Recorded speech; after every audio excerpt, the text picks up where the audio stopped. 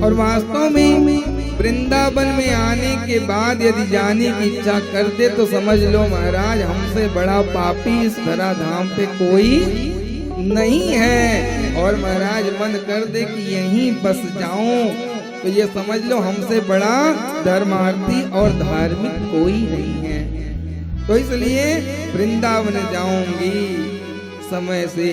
और महाराज परमात्मा की कृपा से परमात्मा से एक ही न कि वृंदावन को वास भलो, परमात्मा की कृपा से वृंदावन का वास मिल जाए।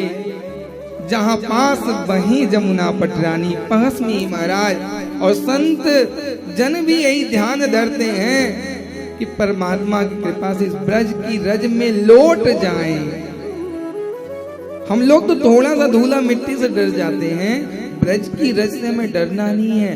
ये हमें सोचना चाहिए कि परम पिता परमेश्वर, हे वायु देवता, हे पवन देवता, कुछ ऐसी कृपा करो कि इस रज में ही सराबोर हो जाए।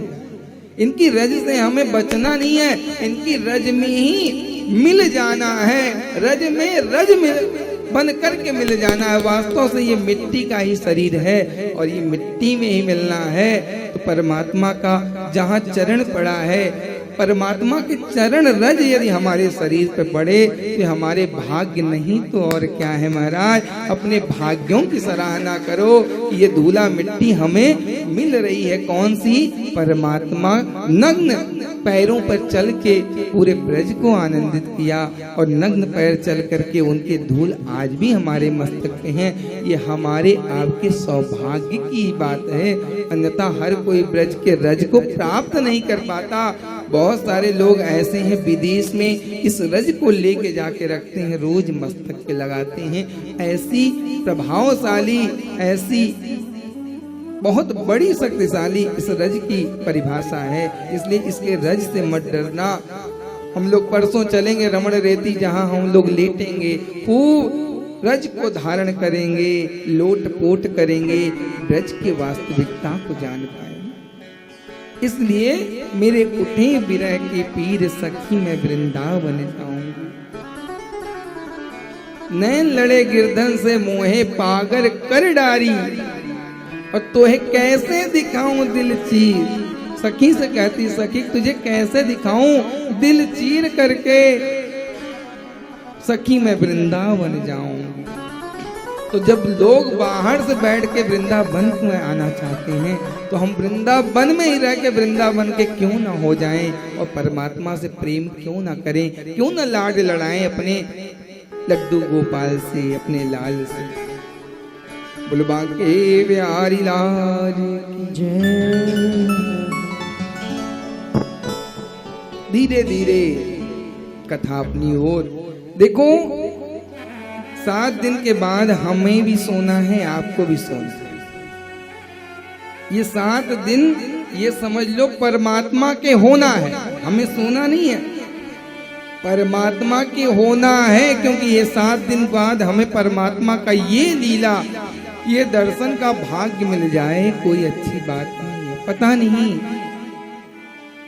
क्या भरोसा है इस जिंदगी का, साथ देती नहीं है किसी का। वो क्या भरोसा है इस जिंदगी का, और साथ देती नहीं है। सांस रुक जाए यूं चलते चलते, दम निकल जाए यूं बैठे बैठे, पास तुम जो रहो मेरे कान्हा, बीत जाए उमरिया हमारी। अरे क्या भरोसा है इस जिंदगी का, साथ देती नहीं है किसी का। कोई भरोसा नहीं है इस जिंदगी का। इसलिए इस पल को जियो, इस क्षण को जियो, इस समय को जियो।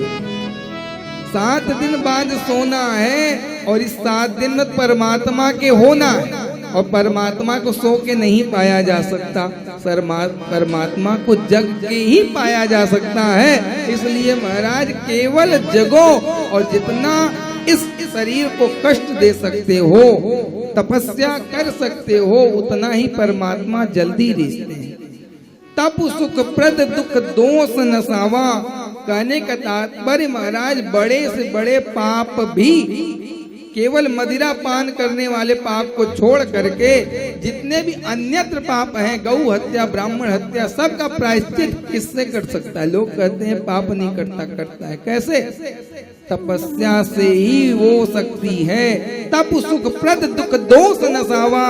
तप सुख देने वाला और दुख दोषों को दूर करने वाला होता है। इसलिए ये 7 दिन शरीर को तपस्वी बना दो। ऐसी ऐसी तपस्या पूर्व में लोग करते थे। और तो और हिरण्यकश्यपु जो बहुत बड़ा दैत्य था, कहने का तात्पर्य जो विधर्मी हैं उन्हें भी परमात्मा की आवश्यकता पड़ती है। हिरण्यकश्यपु कितना बलशाली था, पृथ्वी डगमगा जाती थी, हिल जाती थी जब पद प्रहार करता था। वो भी परमात्मा के ध्यान में महाराज इतना हो गया कि ब्रह्मा जी जब आशीर्वाद देने पहुंचे तो देखा ही नहीं पा रहे हैं कि हिरण्यकश्यपु बैठा कहाँ है। क्यों?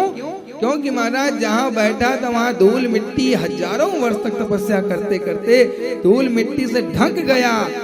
अगल बगल पेड़ पौधे उसके ऊपर उग गए। ऐसी दिव्य तपस्या करने वाले होते थे महाराज। तब जाके ब्रह्मा जी ने इतने बड़े वरदान दिए। इतने साधारण में क्यों दे देंगे महाराज? साधारण तपस्या से इतने बड़े वरदान मिलेंगे? तो ऐसी तपस्या होती थी। और हम थोड़ा सा 2 पूरी कम हो जाए उसमें भी पेट महाराज मानते नहीं है।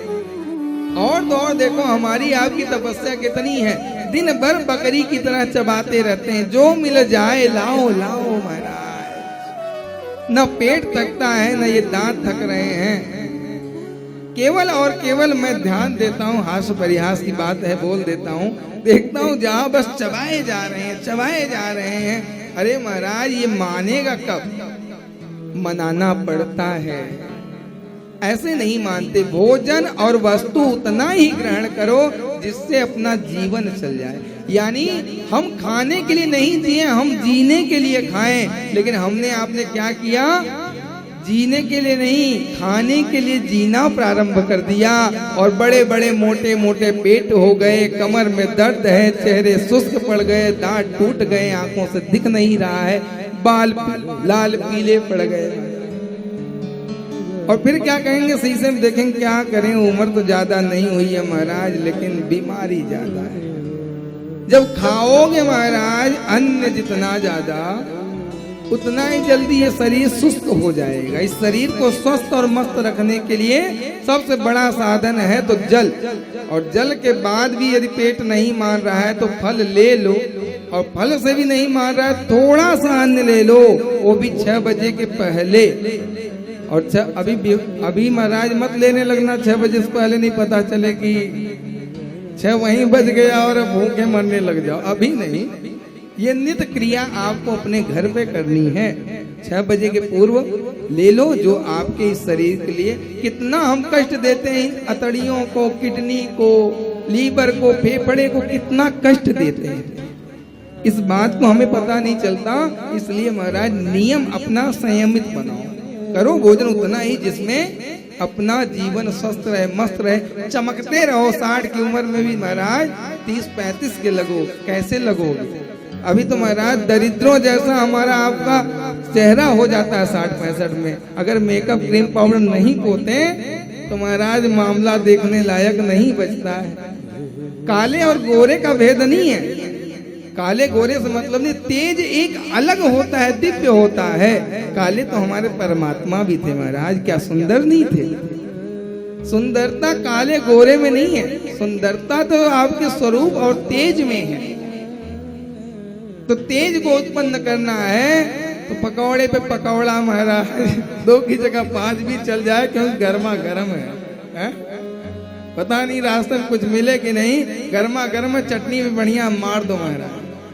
अब ज्यादा मारोगे महाराज तो गैस बनेगी और ऑयली सामान नुकसान करे। मैं खाने के लिए मना नहीं कर रहा हूँ, मतलब मैं खाने के लिए आपको मना नहीं कर रहा हूँ, यहाँ जितना खाना हो खाओ, क्योंकि ये आप अपना ही खा रहे हो, हमारा कुछ खा नहीं रहे हो। और अपना भी क्या खा रहे हो, परमात्मा का दिया है वही दे के अपना खा रहे हो। तो हमें उससे कष्ट नहीं है, आपका जीवन अच्छा हो बस बताने का प्रयत्न कर रहा हूँ, इससे ज्यादा मैं कुछ कर नहीं रहा। तो महाराज थोड़ा पेट को नियमित रखो, इस जिह्वा को थोड़ा सा दबा के रखो। ये मानती नहीं, बड़ी खतरनाक है, 32 के बीच में है फिर भी ये लपकती रहती है। 32 के बीच में है, जैसे लंका में विभीषण था, लेकिन फिर भी मानती नहीं, लपक जाती है, कभी डरती भी नहीं, कहीं दांत के नीचे आ गई तो हालत खराब हो जाएगा। ये मानती नहीं, इसे मनाना पड़ेगा, पकड़ के दबाना पड़ेगा, रुक जा, दांतों को दाब लो और जिह्वा को अंदर ही रह, बाहर निकल मत, तो मेरे शरीर को भी खराब कर देगी। ये छोटी सी जिह्वा पूरे शरीर को बेकार कर देती है महाराज। जो इस जीव के लिए अच्छा होता है, यानी जो इस जीव को अच्छा लगता है, वो पेट को बहुत ज्यादा नुकसानदेह है, और जो पेट को अच्छा करेगा वो जीव को अच्छा नहीं लगेगा महाराज। ये कहेगी ना ना ना, ये मुझे नहीं चाहिए, क्योंकि तेरा पेट अच्छा हो जाएगा, और जो मुझे चाहिए वो तू दे, और हम वही देते हैं। पेट महाराज कहते हैं मुझे तो ये नहीं चाहिए, ले मामला गड़बड़ कर दे रहा हूँ, लीवर फेल कर दे रहा हूँ, ले किडनी फेल कर रहा हूँ, ले शुगर करवा दे रहा हूँ। तो जिह्वा को जो अच्छा लगे वो हमें नहीं देना है, जो हमारे शरीर के लिए, पेट के लिए अच्छा है वही देना है। बोलो बांके बिहारी लाल की। तो बहुत हो गई कथा, हाँ? देखो सोना नहीं है, और आनंद से आज राधा रानी बरसाने वाली की दर्शन करेंगे, आज पटबंद नहीं मिलेंगे। इधर के जितने भी दर्शन हैं चिंता मत किया करो। देखो एक बात आपको थोड़ा बता दूं, मेरी बात कुछ लोगों को बुरी भी लग सकती है। चक्कर क्या है कि हम आप अपने अंदर परमात्मा को नहीं ढूंढ रहे हैं, हम आप बाहर परमात्मा को ढूंढ रहे हैं। जैसे गोपियां, परमात्मा जब गोपियों के अंदर अभिमान आया, परमात्मा छोड़ के अंतर ध्यान हो गए, चले गए, सबसे रो रो के पूछ रही हैं कि मुरली बजा के मोहना क्यों कर लिया किनारा, और अपनों से हाय कैसा व्यवहार है तुम्हारा, तुम चले गए कहाँ गए। जमुना से पूछ रही हैं, कामवन से पूछती हैं, अंत में महाराज भक्तों से पूछा, भक्तों ने बताया कहाँ ढूंढ रही हो। भक्तों से कहा, भक्तों तुम ही बताओ कान्हा कहाँ गए हैं, क्योंकि तुम परमात्मा के सबसे प्रिय हो। भक्तों ने कहा, अरे मूर्ख सखियां कहाँ जा रही हो। जैसे ही पूछा, भक्तों तुम ही बताओ मोहन कहाँ गए हैं। भक्तों ने कह दिया, अपना ही दिल टटोलो। भक्तों ने कहा, अरे सखियां अपना ही दिल टटोलो, हर दिल में वो बसे, अपना ही दिल टटोलो, हर दिल में वो बसे, मुरली बजा के मोहना, अरे क्यों कर लिया किनारा, मुरली बजा के मोहना, क्यों कर लिया किनारा, अपनों से हाय कैसा कैसा, अरे अपनों से हाय कैसा कैसा व्यवहार है तुम्हारा, अपनों से हाय कैसा व्यवहार है तुम्हारा, अरे मुरली बजा के मोहना। पहले तो कन्हैया बुलाते हैं, कथा का समय होता तो थोड़ा प्रस्तुत करते, लेकिन समय है नहीं, इसलिए थोड़ा थोड़ा हम लोग पहले परमात्मा बुलाते हैं, फिर किनारा क्यों करते हैं। गोपियों से इतना प्रेम करते हैं फिर भी किनारा क्यों, क्योंकि इनके मन में अभिमान आ गया। अभिमान कैसा कि जो जगतपति जगत को नचाने वाला है, आज हम उसको नचा रहे हैं, ये अभिमान आ गया। और जहाँ आता है अभिमान वहीं से अंदर ध्यान हो जाते हैं मैं भगवान। 56 व्यंजन भी लगा दो तो रुकने वाले नहीं हैं। क्यों? भाव का भूखा हूं मैं और भाव ही एक सार, भाव का भूखा हूं मैं और भाव ही एक सार, और प्रेम से बदलो मुझे तो भव से बेड़ा पार, वो सबसे ऊंची,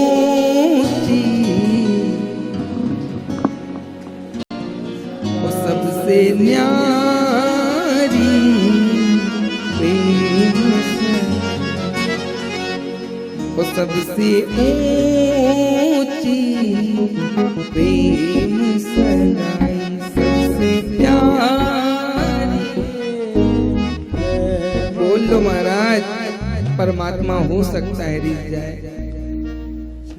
प्रेम के वश में परमेश्वर रहते, प्रेम के वश में परमेश्वर,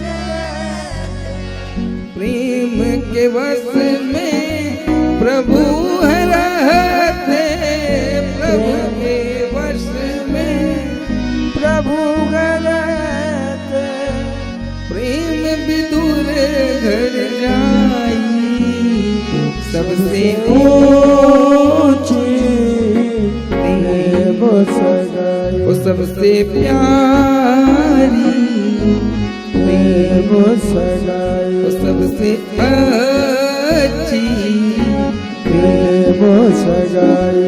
हरे प्रेम के वश में मिलनी है पाई, प्रेम के वश में मिलनी है पाई, मिलनी विदुर घर जाए, सबसे ऊंची प्रेम सगाई, वो सबसे न्यारी प्रेम सगाई, वो सबसे प्यारी प्रेम सगाई। प्रेम ही एक सार है महाराज परमात्मा को प्राप्त करने। कितने भी ज्ञानी हो जाओ, विद्वान हो जाओ, परमात्मा मिलने वाली नहीं है। कब तक? जब तक प्रेम नहीं उत्पन्न होगा। और प्रेम केवल और केवल भाव के वशीभूत है। प्रेम ऐसे उत्पन्न नहीं होता जिसके अंदर दया नहीं है, भाव नहीं है, श्रद्धा नहीं है, उसके अंदर प्रेम उत्पन्न होने वाला नहीं है। दिखावे वाला प्रेम आ जाता है, वास्तविक में प्रेम प्रवेश नहीं करेगा, क्योंकि भाव और दया नहीं है। कहने का तात्पर्य हम दिखावा करने के लिए भले ही दौड़े दौड़े जाएं, लेकिन अंतर आत्मा में कभी भी प्रेम उत्पन्न नहीं होगा जब तक भाव और श्रद्धा नहीं होगी, दया नहीं होगी। इसीलिए महाराज कहा जाता है कि त्यजेत धर्म दयाहीनम विद्याहीनम गुरु त्यजेत।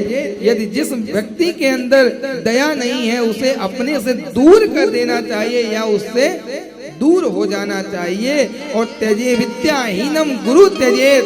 यदि हमारा गुरु धार्मिक विद्या देने में, धार्मिक ज्ञान देने में, आध्यात्मिक ज्ञान देने में सामर्थ्यवान नहीं है, तो ऐसे गुरु से भी हमें दूर हो जाना चाहिए या गुरु से हमको दूर हो जाना चाहिए।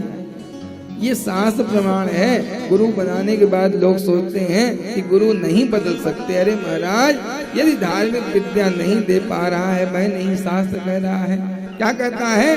त्यजेत धर्म दयाहीनम विद्याहीनम गुरु त्यजेत। यानी जिस व्यक्ति के पास दया नहीं है उसे दूर कर देना चाहिए, और जिस गुरु के पास आध्यात्मिक ज्ञान नहीं है उस गुरु से दूर हो जाओ या दूर कर दो महाराज।